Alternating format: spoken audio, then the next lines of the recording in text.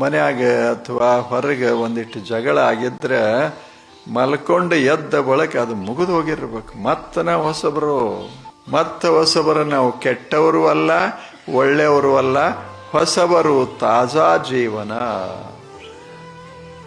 ಹಾಗ ಪ್ರತಿ ದಿವಸ ನಾವು ಹೊಸಬರಾಕಿ ಬಾಳಿ ಕೊಟ್ಕೊಂಡ್ರೆ ಅದಕ್ಕೆ ಅಧ್ಯಾತ್ಮ ಜೀವನ ಅಂತ ಕರೀತಾರೆ.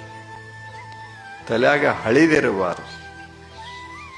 ಈಗ ನೀವು ಹೊಸಬರು ಹೌದಲ್ಲ ಹೇಳಿ, ನೀವು ತಲೆಯಾಗೆಲ್ಲ ತುಂಬಿಕೊಂಡೇ ಬಂದು ಇಲ್ಲಿ ಕುಂತಿದ್ರೆ ನಮ್ದೇನು ಯಾರು ಕೇಳೋರು?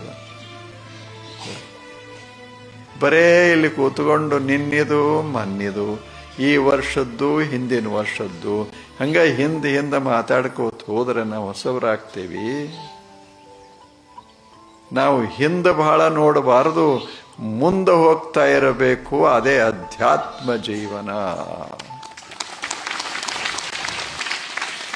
ಒಂದು ಬಳ್ಳಿಗೆ ನೀವು ಕೇಳ್ರಿ, ನಿನ್ನ ಎಷ್ಟು ಹೂವು ಅರಳಿಸಿದ್ದಿ ಅಂತ ಕೇಳ್ರಿ, ಅದು ಹೇಳ್ತದ ನಿನ್ನೆ ಅವೆಲ್ಲ ಬಿದ್ದು ಹೋಗ್ಯಾವ, ಈಗ ಹೊಸ ಅದು.